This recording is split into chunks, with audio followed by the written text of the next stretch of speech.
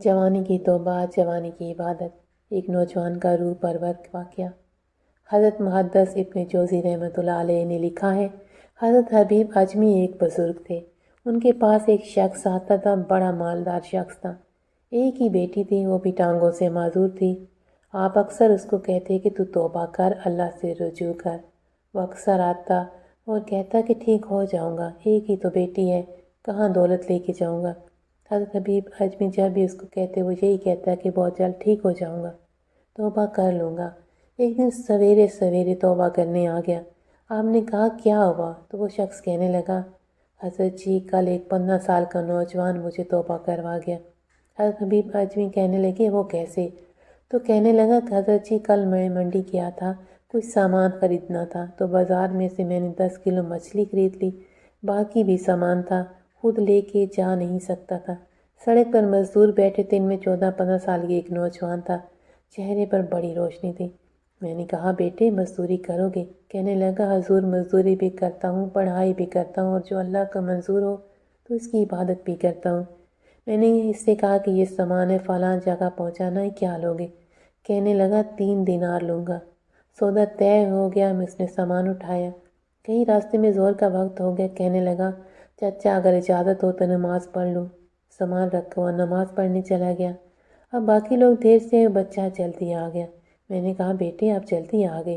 کہنے لگا نفل چھوڑ دیے، کہیں آپ یہ نہ سمجھ لیں کہ میں کام چور ہوں، میں بعد میں پڑھ لوں گا۔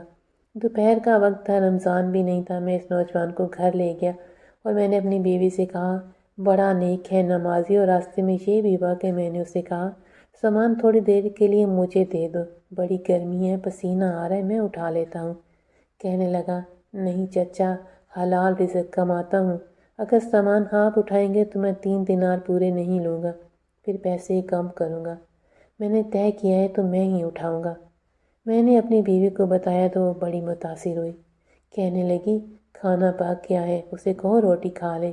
میں باہر نکلا، اس کو 3 دینار دیے اور کہا بیٹا میری ایک بات مانو گے؟ کہنے لگا بتائیے۔ میں نے کہا کھانا پک گیا ہے، روٹی کھا لو۔ کہنے لگا میں معافی چاہتا ہوں، میں نے روزہ رکھا ہوا ہے۔ میں نے کہا اب کیا کرو گے؟ کہیں اور جاؤ گے؟ کہتا نہیں، میں جس دن 3 دینار کما لیتا ہوں پھر مزید لالچ نہیں کرتا، پھر قرآن پڑھتا ہوں یا نبی صلی اللہ علیہ وآلہ وسلم پر درود شریف پڑھتا رہتا ہوں۔ آپ کہیں تو افطار کے ساتھ کھانا کھا لوں گا۔ میں اسے مسجد چھوڑ آیا، افطار کے بعد اسے لایا، کھانا کھلایا، عشاء پڑھی۔ اس کا گھر دور تھا، میں نے بیٹھے کا دروازہ کھول دیا، وہ وہیں سو گیا۔ میری 20 سال کی معذور بچی کبھی چل پھر نہیں سکتی تھی۔ کوئی طبیب، کوئی حکیم میں نے نہیں چھوڑا تھا، ایک ہی بیٹی تھی وہ بھی معذور۔ میری بیوی نے بیٹی کو کھانا کھلاتے وقت بتایا کہ بیٹی ایک نوجوان ہے، بڑا پرہیزگار ہے، نیک ہے، آج ہمارے گھر آیا ہوا ہے۔ آدھی رات کا وقت ہوا تو ہمارے کمرے کے دروازے پر دستک ہوئی۔ بچی اپنے کمرے میں سو رہی تھی، ہم اپنے کمرے میں سو رہے تھے، وہ لڑکا بیٹھک میں سو رہا تھا۔ میں گھبرا کے اٹھا کہ اس وقت دروازے پر کون ہے؟ بیٹی کی آواز آئی ابا دروازہ کھولنا۔ میں نے دروازہ کھولا۔ کہتے ہیں بیٹی کو 20 سال ہو گئے تھے، کبھی چل کر نہیں دیکھا تھا، لیکن اب کبھی ادھر جا رہی تھی، کبھی ادھر جا رہی تھی۔